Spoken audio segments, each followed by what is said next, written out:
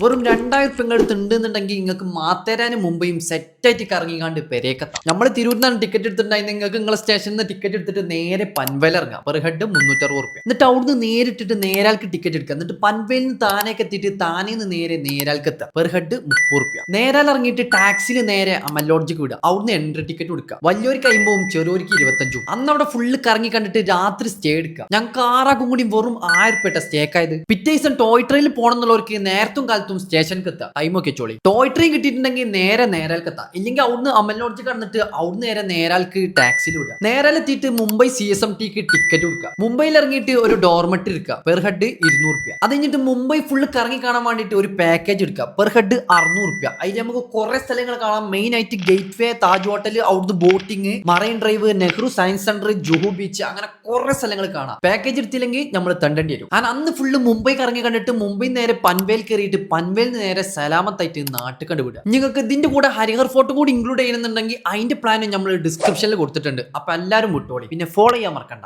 അപ്പൊ ബൈ.